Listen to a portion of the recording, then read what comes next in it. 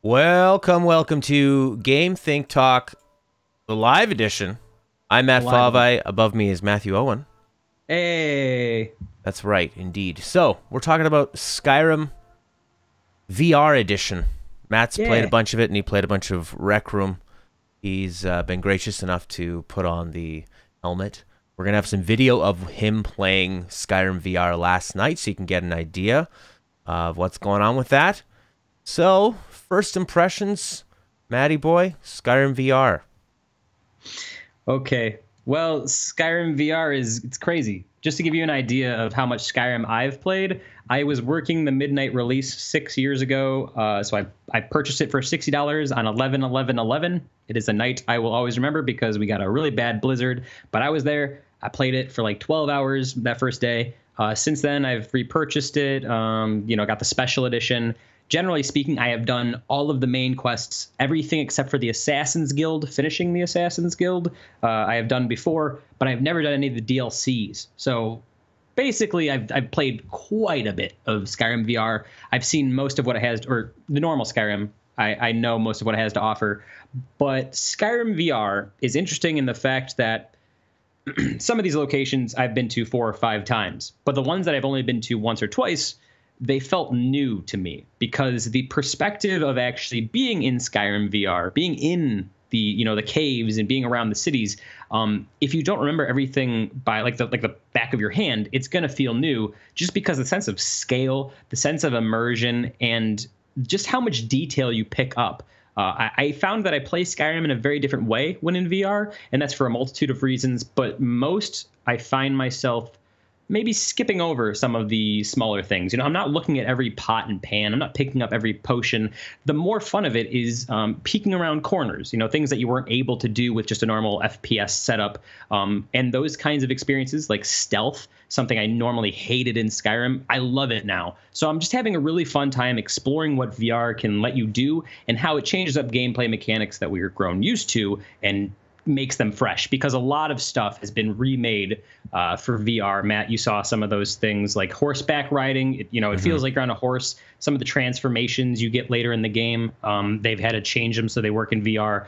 But yeah, I would say if you haven't played Skyrim for more than 500 hours, there's a reason to buy this at full price. Even if you have played Skyrim for a multitude of hours and you've seen everything there front and back, it's still worth taking a peek at. Like I said, I've played Skyrim for hundreds of hours, and since this game came out on Friday, I have put 30 hours in, and that's quite a bit for someone who's played this game 4 times over.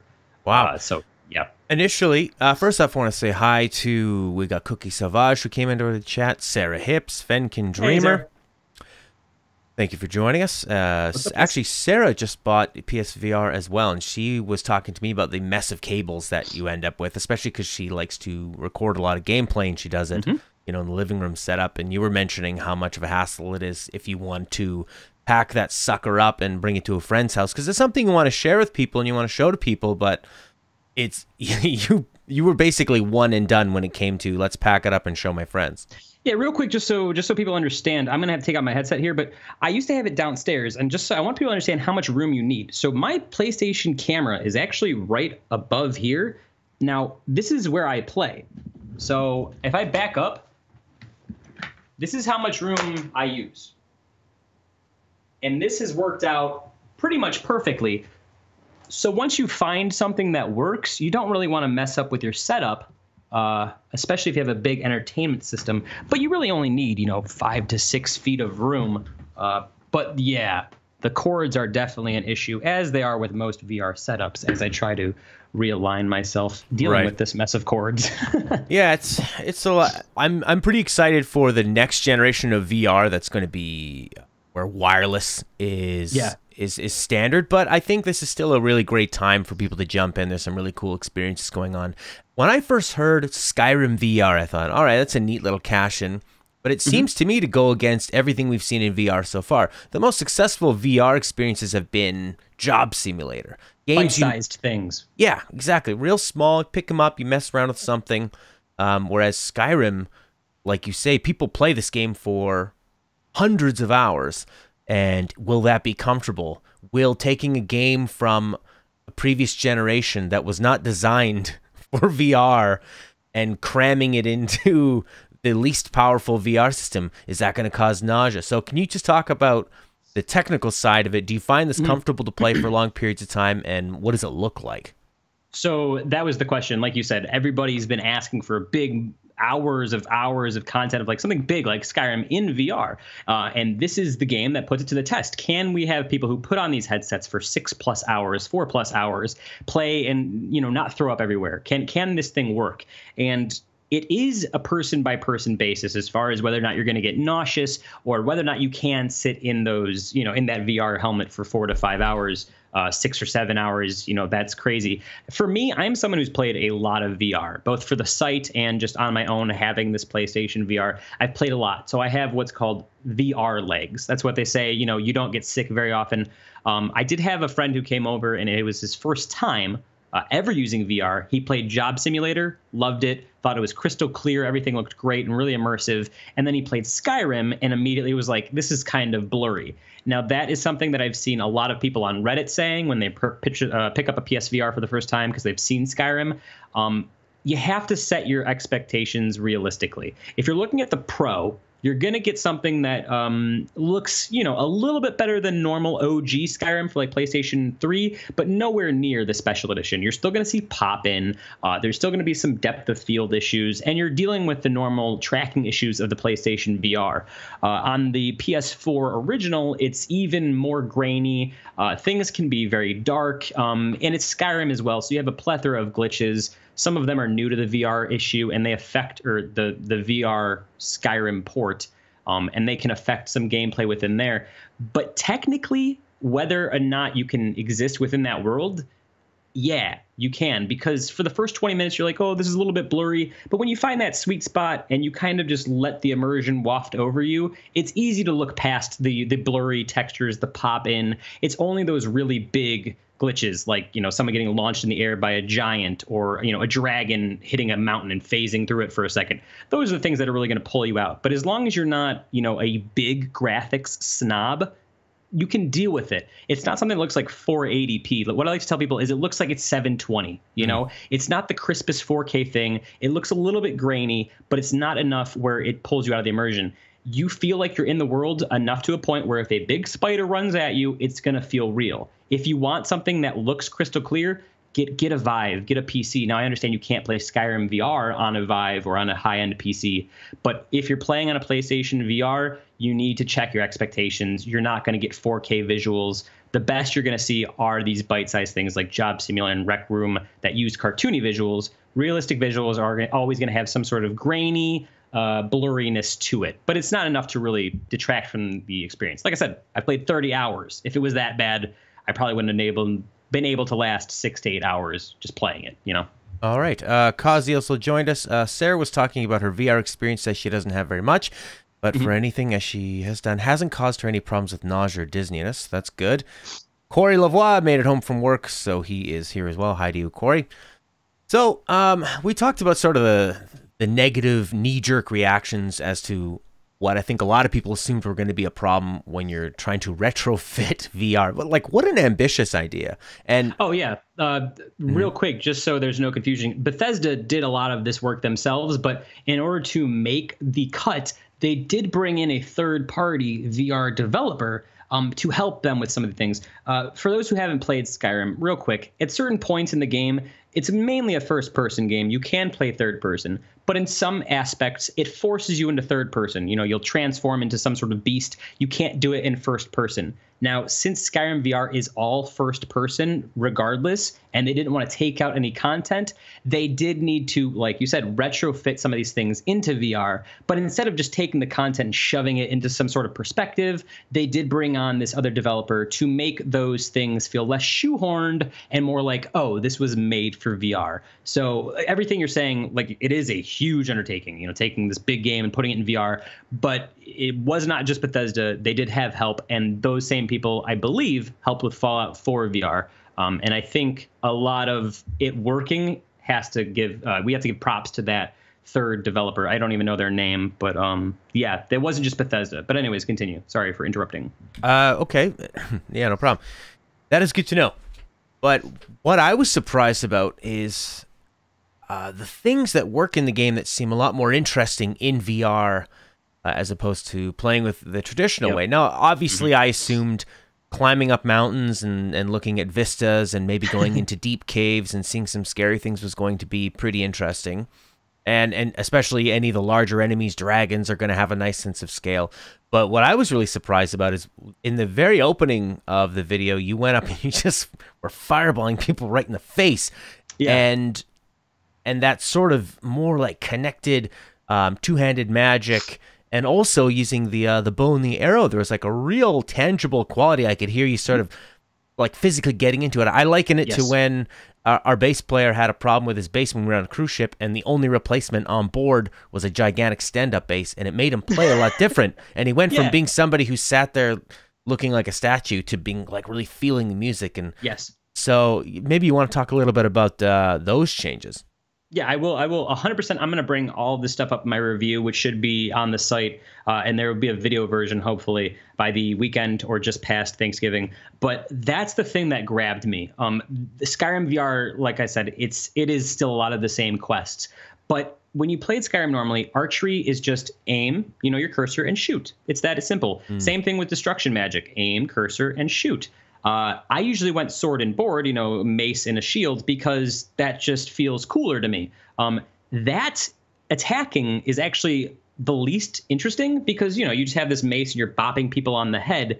When you have something like archery, you have to rear back, pull, and shoot. And where you're aiming is where you're going to shoot. There's no cursor, so it feels much more intuitive. And when you land shots, it feels incredibly rewarding, especially those long ones where you're eyeballing the distance of the drop and you happen to hit someone when they're running super far away. There has to be some amount of auto aim, but archery, amazing. I never did archery in any of my, I'd have it, but I would never focus on it. Archery is like the one thing I do. Destruction magic, not only can you, aim your hands and do it, but since you're in VR, you can aim at 2 different enemies at once, which makes destruction magic. So if I have someone behind me and I have someone in front of me, I can just aim my hand behind me, shoot magic or in their face, and then hit someone with a mace. So being in the world gives you a lot more combat opportunities. Some things are infinitely more fun. Like think of unarmed, like just fist-to-fist combat. In Skyrim, why would you do that? In normal Skyrim, why would you do that when you can have, a mace? You're pressing the same buttons. In Skyrim VR, it gives you these fists, and you're punching people in the head, and it's a whole other thing. So I think where Skyrim VR really excels is the different ways they handle all the different kind of combat styles.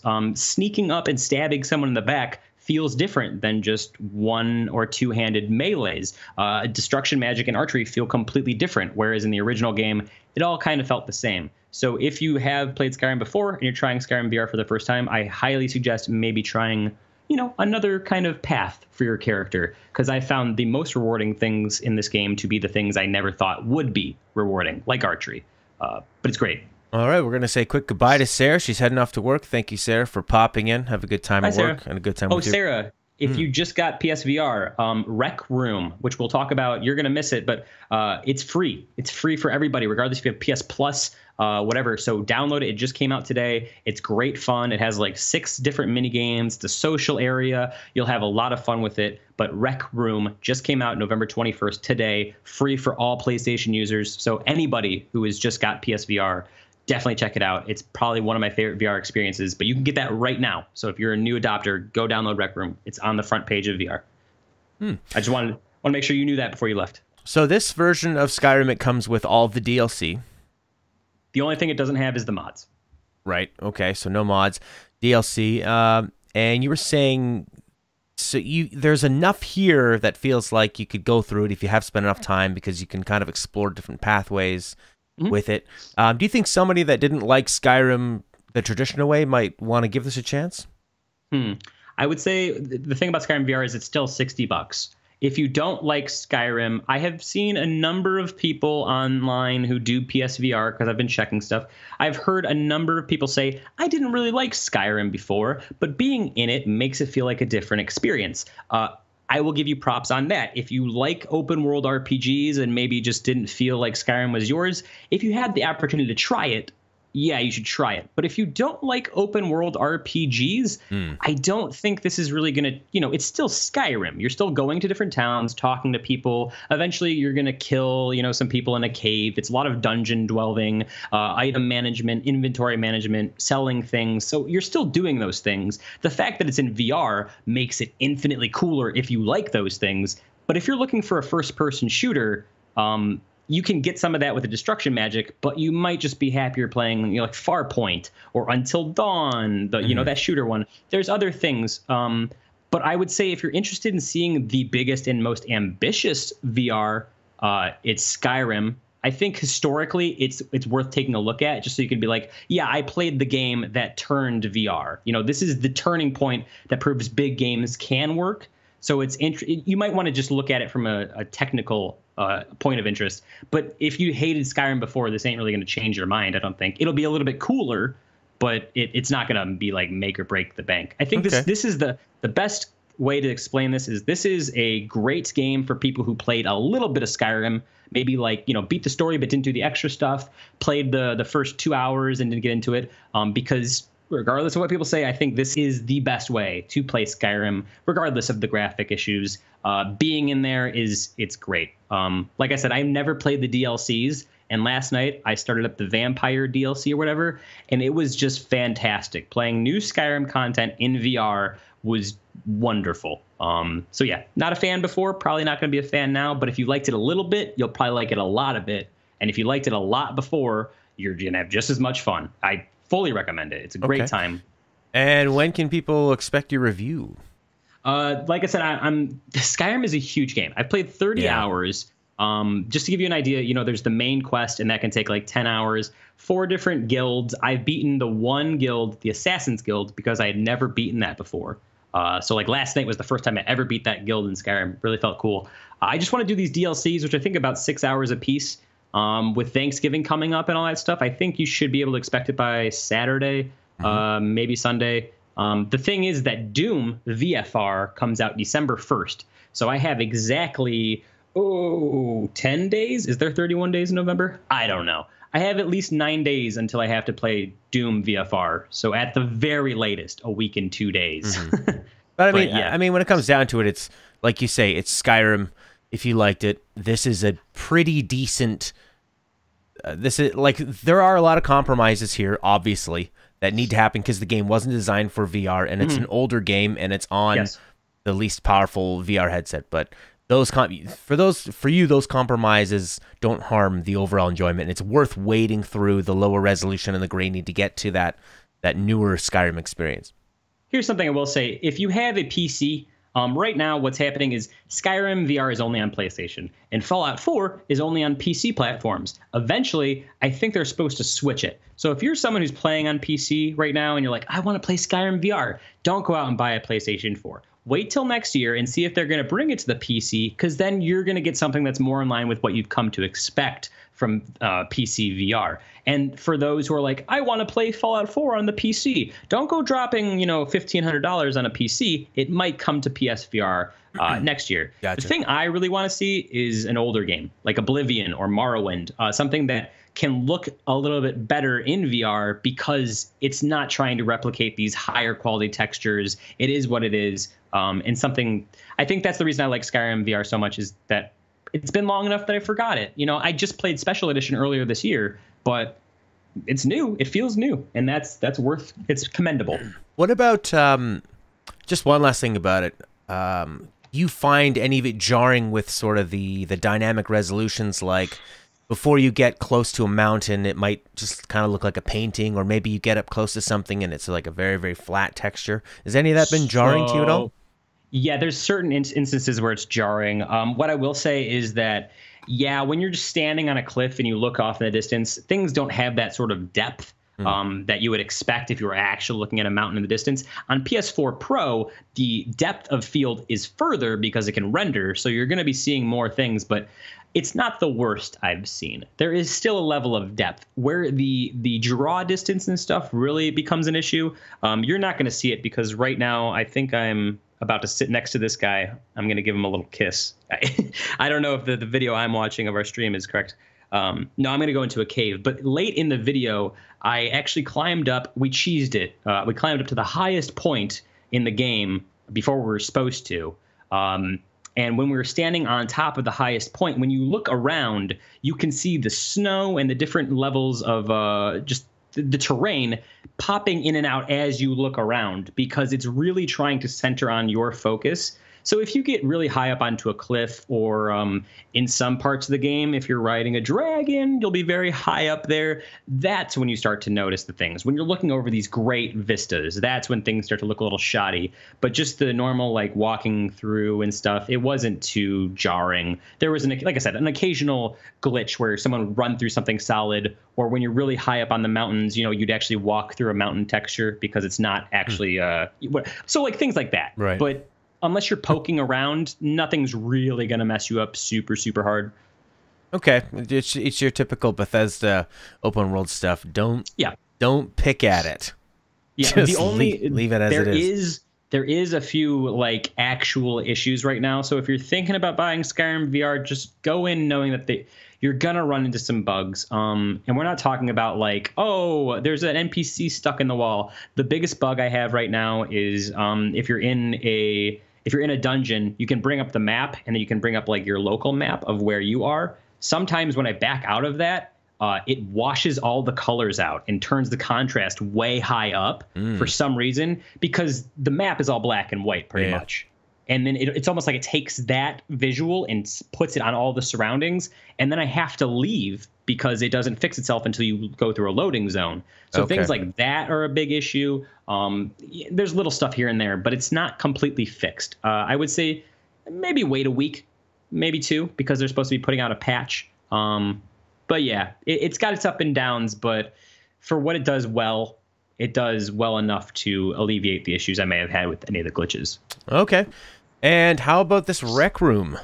Yeah, so RecRoom, I mean, it's free, so anybody on PSVR should grab it, but what can people expect? Here's what RecRoom is. I've played 20 minutes of it. I just popped on because it came out today. RecRoom is a social area. What that means is you're more or less going in there to talk to people. You're going in there to play with friends. It's something that's been out on Oculus, I believe, Oculus for over a year now. It was in a closed beta on PlayStation, but just today went open. The cool thing about this is it is cross-platform. So if you are on Vive or Rift or whatever, you can play with me on PSVR. I was actually walking around their social area. Let me just explain it this way. We start the game, you like log in, you enter your email or whatever, and then you go into a dorm room where you can set up your person, right? And then after that, it puts you in a rec center. Imagine a rec center, there's a basketball place, you can shoot hoops. There's a bunch of different activities. But as you walk around here, you can see other players in their headsets. You move your hands, you can wave at people. And there's a lot of cool, it's all very jovial. It's like join a party, you fist bump somebody else, and then you join the party. If you want to be their friend, you high five them. There's tons of different activities you can do. You can play it's like 7-minute rounds of laser tag. I played a few rounds of that. That's pretty fun. In that, you're aiming your gun, you pull it back to reload, you're shooting. It's all very fun. It's not meant to be super competitive. It's more meant to be enjoyable. The most fun I found was, walking over to the basketball area and watching people attempt to take shots, and then me just putting my hand up and shove. You can do that kind of stuff. And the fact is that most people have microphones, so then the guy starts yelling at me, and then I run into the corner and pick up a dodgeball and throw it at his head. And now I've started a dodgeball fight, between all these people, and it's that kind of fun thing. It's interesting. For you. Yeah, for me. But it seems like there's a sort of camaraderie about PSVR users, that they're all there just to have fun. And RecRoom is one of those games that encourages it with a different variety of games. So not only can you do things like laser tag and, like a tennis racket, paddle ball is what they call it, a 1v1 paddle ball thing, but you can do 4-player cooperative magical quests. You can, there's a stage where if you want to get up and do a performance, you can, or whatever. If you want to do some stand-up comedy or dance or whatever, you can do that. There's 3D charades. You pick out a card and you have to act out what it is. So it's more it's a set of mini games that encourage communities to come together to play games in virtual reality, whether they're 10-minute experiences, 5-minute experiences. Like you said, the best things in VR right now are those small replayable things that you play for 5 minutes, you enjoy them. And Rec Room at its base is a free thing. It's a social area that has a bunch of those. The cool thing is the developers are really in tune with their community. I was on Reddit today talking to a few of them, and they're figuring out right now how they want to monetize. And with all this thing with loot boxes and all these things, they actually came to the people who are playing and they said, if you guys have any ideas of ways you would like us to monetize that you would pay for, we don't want to, feel like we're burdening you. So just as an experience, Rec Room is a very communal thing. And I think if you own a VR headset, it pays to get Rec Room and play it, because not only are you going to have fun for free, you're probably going to meet and make a few friends along the way. And me, somebody who's 26 years old, I don't really, have a bunch of best friends online like I did when I was 14. But hopping into Rec Room, immediately seeing a guy across the Rec Room, I pick up a Frisbee. I'm like, hey, whatever your name is, I'm going to throw this to you. I throw it. He catches it. I run up. We high five. I've made a friend. And we're both excited. It's a different experience. If Skyrim VR is that isolated, I'm going to make a journey for myself, an epic for myself, Rec Room is the polar opposite. I'm just going to relax, have fun with a few strangers, and if I want to, I can mess with them. We can play a few games, whatever. It's just something to relax. But the thing is it's so well made that it's one of the best VR experiences. It just happens to be free and happened to come out like 3 days after Skyrim. So, yeah. There you go. Okay, we'll field a couple questions before we get out of here. The only question in the chat right now is from Corey, but feel free to toss in a couple as we wrap things up. Corey wants to know, what does VFR stand for? In Doom VFR?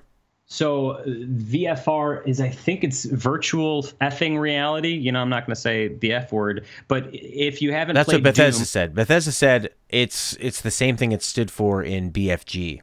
Yeah, so if you haven't played Doom, there's the ultimate weapon that kills everything in one hit, called the BFG, which is the big effing gun. So Doom VFR is Doom Virtual Effing Reality.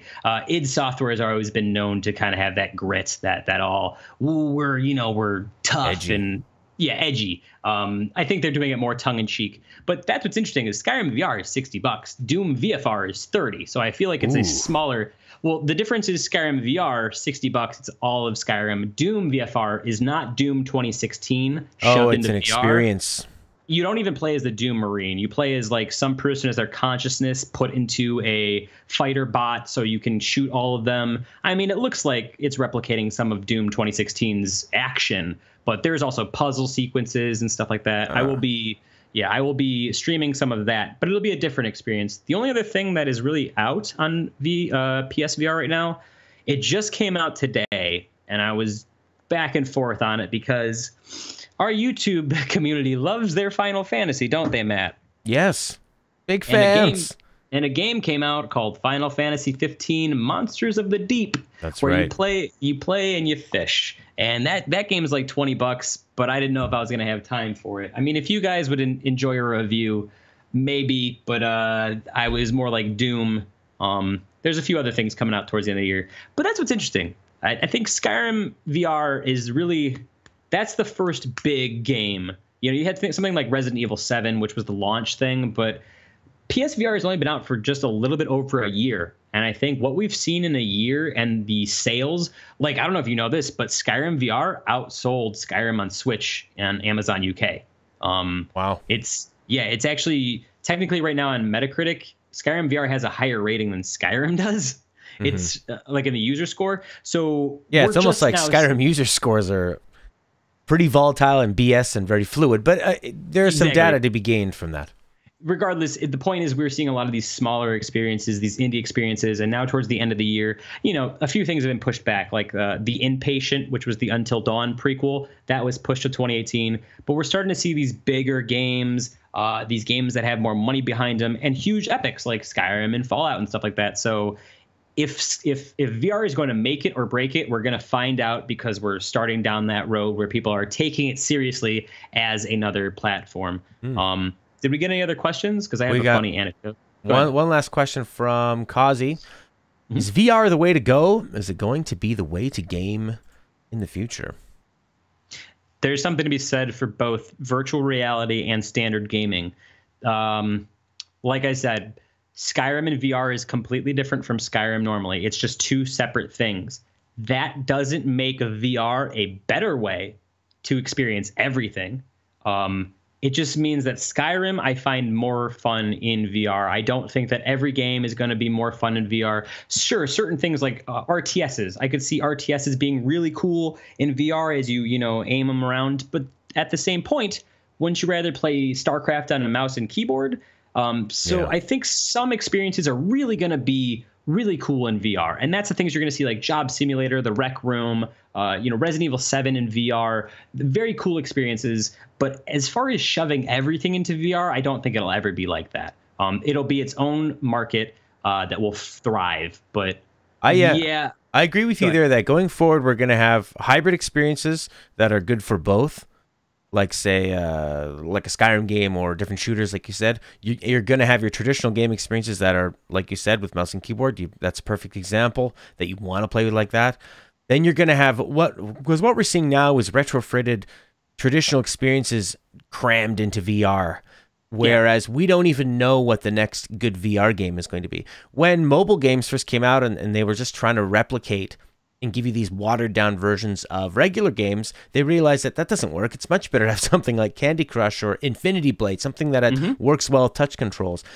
But, what I was thinking is when you're talking is maybe in the future, in 10 years, they might be able to replicate the feel of a traditional controller or something that feels even better in VR. So we don't know what's going to come, but the way that we play traditional game now that does feel better with the controller, that's always going to feel good. It's just going to be, I think that's going to be around for a long time too. I think that they're going to exist as separate markets because there's something to be said about television markets and how much they rely on video games, and video games and TVs have kind of joined together. There is this push for 4K. There's this push for HDR. None of this stuff is in VR. So there's not going to be a gigantic switch. And if it is going to happen, this is going to be, when we're in our 60s or 70s and are crazy, wow, that's wild what the kids are doing with their video games nowadays. I don't think you'll see this full conversion until, like Matt said, they can recreate the standard gaming experience in VR. Because at the end of the day, I want to play a twitchy shooter like Call of Duty. I want to play that in not VR, because there is a twitchy shooter in VR called World War Toons, and that I can't, whether it's just the turning really fast or whatever, I find it much more difficult to get headshots, much more difficult to be accurate, and generally speaking, much more difficult to control my character, whether that's controls or the perspective. If I have the option, I would rather play a first-person shooter in normal game. But it's fun to feel like you're first-person shooting in Skyrim. But the anecdote I had to talk about is actually quite funny, and it deals with this. So I played Skyrim VR for, like I said, 30 hours. Came out on Friday, played like 10 hours that night. Saturday, I had a ton of time. Just went through it. I didn't play any games normally. So I get through my whole entire last night. I did the stream, and then I played for about 4 or 5 hours after that, finished the Assassin's Guild, and I started the DLC in Skyrim. And then I was like, you know what? I'm going to play a game that I want to play. I've been doing nothing but Skyrim for work. So I took it off, booted up my PC, and I played a game of League of Legends, which I have not played, like I said, since I played 30 hours in VR. I did amazing, which is beyond the point. But it was weird. The idea of me controlling a character on the screen when I was used to being the character was so weird. Now, I'm not trying to toot my own horn, but I had the best game I've had probably in 3 or 4 months. But the weird thing is I've been playing Skyrim VR for 30 hours. I fought giant spiders, and I'm just like willy-nilly, like, hey, whatever. I played this game of League of Legends, which is like not even ranked, low-key. My heart is beating super fast. It's like the opposite almost. Like the immersion of VR has become normal. So fighting a giant dragon doesn't really scare me as much. I get into a competitive match of League of Legends, and now my heart is beating faster than when I'm fighting a giant spider. It's just a really weird thing, because up until this point, I haven't spent 30 hours straight in VR. Like the most I've ever spent is maybe 4 hours and beat super hot VR in one sitting or something like that, Never have I spent this much time. So maybe the novelty of VR, it has a shelf life, and as we keep going with it, that's going to wear out. And these traditional, I mean, I think we're just going to add to it. Mobile gaming didn't replace traditional gaming; it just exists alongside it because they're just different experiences in that way. And I think that VR will grow. And you might not want to play a traditional Call of Duty shooter because it's too fast-paced, but you might really want to play some kind of slower-paced, hide-and-go-seek competitive online game that's about getting up close with people or looking around corners and peeking. That's not about like twitching and flying around, because those things have developed over time. It's like accents. People go off, they do their own thing, and then they pronounce this word like that because it works for them or whatever they do in their language. But so, we're going to see it grow, and I don't think it's not going to be when we're in our 60s. I mean, we have used the same general input for video games since the 70s and 80s. Well, the analog was N64, and I think that's what really yeah. So like, well, yeah, analog N64 and even the Super Nintendo controller was with the face buttons and the shoulder buttons. And then if you look at what games were like in the arcade in the 80s, they were like very fast, and it was designed around short experiences. And then as we morphed into playing at home, they still brought those archaic things that we just recently got rid of, like but it's a different gameplay experience, which is what is important to note. Like you said, there is a difference between, as you said, that there's a difference between playing Call of Duty, because Call of Duty, it's got its own thing. Laser tag in Rec Room, you get like 4 shots, you cock your thing back, you can teleport around, you're not like moving really fast. But the fun part about laser tag in Rec Room is that, I teleported to a wall, and then I peeked around the wall and went psh, psh, psh, right. And that is, it's not like, I can't say it's equal fun to Call of Duty, but it's a different kind of fun. And as VR and everything, that community grows, we're going to see better versions of that. So I don't think that VR will overtake what we know as gaming. It'll just become another experience that's fun its own way. Like you said, like mobile grew, like all these little free-to-play things. It's going to be another kind of game that's different, has its own hook, whether you're there for the novelty, the tactics that VR gives you, or whatever. It's a completely different thing, and it has to be treated as such, because developing games for VR is different from normal development. I'm not sure exactly how big of a difference, but you have to think differently when you're developing. Well, that's going to do it for us here. Hell yeah. Matt is going to have that review up, in some time, as he said, maybe on Saturday or later. That's going to be at 90skid.com. You can find news, opinions there. I just put up an opinion about, is PlayerUnknown Battleground, should that be considered for Game of the Year? What'd you come away with that? What'd you think? Because I have a way to sit here. I'll just tell you what I think. You guys should read Matt's article. I firmly believe that you should not, because both Jeff Keighley and somebody else, the VGAs, the Video Game Awards, they came out with their nominees, and PUBG was on there, but PUBG is not officially out until December 20th or something. And here's my thing is, if a game has a 1.0 release, it should be up. Last year, Final Fantasy 15 came out like the last week of December, but it should still be up for Game of the Year. The thing that I have an issue with is them nominating it for Game of the Year before it's actually out. Because what happens if they go, hey, we have to push back 1.0 because there's this big bug? If they push it back at all, it's going to be moved into 2018. And then who's got the egg on their face because they already nominated the thing? I think early access games shouldn't be in the running, but PUBG is its own thing. I think PUBG has become a finished game, but at the end of the day, it's not a 1.0 release. So we have to decide one way or the other. You have things like Fortnite. Like what does Fortnite become? Do we judge that as an open beta battle royale, or do we judge that as the paid thing, the PvE thing? Games as services have changed a whole lot, and I think at the very least, it has to officially release before we start giving it awards. Or, hey, why don't you make a best of early access category and the whole problem solved? That would be definitely the easiest way to go about it. The thing that makes me the most sad is that, what's his name? PlayerUnknown himself. Brendan, right? Brendan something? Green. Yeah, Brendan Green came out like 2 weeks before all the nominees said. He said, don't. please do not Yeah, but I nominate mean, us for Game of the Year. he's biased, so who cares about his opinion? He's the guy who Well, made it. He's not going to be like, they were asking him, do you think you should be up there with Mario and Zelda? I mean, he probably grew up playing these games. This is his first big release. What's he going to say? I don't take that seriously. When the sole developer of something that's made billions and billions says, do not nominate us, there's way too many games that are far more creative that we want to see acknowledged. And then they nominate. If I told VGAs don't nominate me, there's other people in this industry that I want to see get recognized. There's tons of indies, Cuphead, the Lit Book Lit Club, like a bunch of these really good games. And PUBG they don't need the thing. So if I was in his shoes and I said, don't give me this nominee, and then they gave them the nominee, I would refuse to accept the award. Like, I understand you want to tell me, but we're in this game industry where a lot of people don't get paid the right amount. And Brendan Green got very lucky off of the singular idea.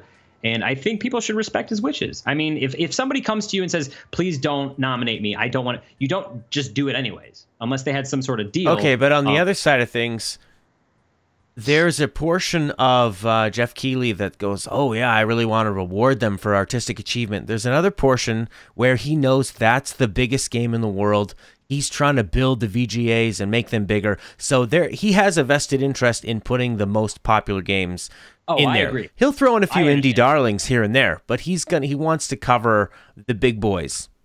I completely understand. I completely understand Jeff Keighley's wants and whether or not I care for the guy. But if a developer says don't nominate me because I don't want to see myself nominated, I want to see other people in the industry get nominated, you take it at face value. I mean, because the guy made $100 million or $100 bajillion, that's flip the script. If the guy who made That Dragon Cancer about his kid dying from cancer said, I really understand that you respect what the thing has done, but I don't want it to be recognized like this. I don't want that. Do you go over it, or do you say, yeah, the guy had a kid who died of cancer, so we're not going to nominate it? Well, maybe Jeff Keighley would if it was the highest played game on Twitch. The joke is that it was on last year's VGAs. That was something that won. The guy, of course, was like, yeah, we'll take it. But it's the difference of sentiment. And did he say he had said, I don't want to be nominated? No. He was fine with it. But right. my point being, if that guy said, I don't want it, would you respect it, or would you say, no, that was the biggest indie game, we're going to put it, even though it might be exploiting his dead child? Jeff Keighley might say, look, we just feel it's a really strong piece of art and deserves recognition, even if they're being too proud. And at that point, and that's where the issue comes in of the games industry still being in its infancy. There's plenty of movie people who say they don't send their thing in. That's the issue we have, is that we have like Jeff Keighley and like Golden Joysticks and people, they're deciding. We don't have an academy, we don't have a list, and that might be for the better or for the worse. But what you have is a lot of privatized Game of the Year things, and it works for sites like us. But at the same time, you're not going to have a one set of standards, so it's hard to respect someone's wishes or not respect it across the board. But that's the thing. That's what's going to leave me sour, because if a game like Horizon Zero Dawn loses to PUBG, I'm going to be pissed because they didn't want the award, and Horizon Zero Dawn got way less recognition. And that's the thing I think that Brendan Green is trying to say is, hey, we will win. And no one's doubting that PUBG probably will win. And that's the issue, is that there's better games, even if you take out Zelda and you take out Mario. It's not going to win. Yeah. What, PUBG? No, it's not going to win. Oh, I don't know. I mean, is it up for like anything else besides? Oh, it'll probably win if it's up for multiplayer. They'll give it one of those ones, but it's not going to win Game of the Year. They'll sweep multiplayer, PC, and if they have a like early act, well, they wouldn't. If they did that, then they wouldn't win the other one. Yeah. I think Game of the Year is just going to be Zelda or Mario, because everyone loves Zelda and Mario. Yeah, I was looking at it. I totally forgot that they gave last year's Game of the Year to Uncharted 4. Yeah, they gave everything to Uncharted 4. I was actually really salty about that. They gave like everything. Uncharted 4 was great. Yeah, I don't think it was even the best Uncharted game. But it was Uncharted 4 was good, but if I remember, Uncharted, specifically the voice actors, were going up against some of the best voice acting we've had in 10 years, and they're like, here's Troy Baker winning his 14th award for Uncharted, and I'm like, no. Like, give the award to the one person who probably deserves it. And I mean, that's just me with the VGAs. The VGAs have become more of an award show. People don't even show half the awards. They show like Game of the Year and then 5 trailers. So yeah, it's Jeff Keighley. Take it with a grain of salt. That's what I'm saying. Like, it's in the end, it's like as Mr. Pure Manure says, it's a matter of public opinion. Awards are, they're just a construct. It's not a real thing. It's not quantifiable. The only way you can quantify it is by asking, like, to quantify enjoyment, you could ask me and you our opinion. And what he's going to do is he has like dozens, like 30 or 40 different gaming media outlets. And that ranges from your iGens and your GameSpots to like your more upstart ones like Rooster Teeth and Kind of Funny and all that stuff. So he pulls them. So that's your way of quantifying it. I mean, well, here's the thing is I completely disagree, because Telltale won Game of the Year on the VGAs for Walking Dead, and that got them a ton of new stuff, different copyrighted things that they could bring in, like Marvel's Guardians, all those things, all were based off of them winning that. So their business got skyrocketed because they were recognized in a year with other games as well. Now, that didn't work out very well for them, as we just saw, but I think that's the thing. If PlayerUnknown's Battleground wins Game of the Year, it ain't selling any more copies because it's already sold all the copies. What needs to win is a game like Horizon Zero Dawn, which, in my opinion, is better than Zelda, but sold way, way less. Zelda or Mario will win, and this is a crazy year in general. I'm sure we're going to have plenty of Game of the Year podcasts. But at this point, I think it feels really cheap to award PUBG because it's not officially out yet, and it's already sold more than anything on Steam. So it's not like they're going to gain anything. They don't want the recognition. So essentially, you're just taking the chance of somebody else getting recognized away from them. I understand, the people want to clap and be like, hey, PUBG's good. But what it comes to is a better studio, not a better studio, but another studio potentially missing out on your argument is that you're going to get more bang for your buck if you give the recognition to somebody that deserves it. Jeff Keighley's argument is that he wants the biggest games of the year on his show so more people watch it.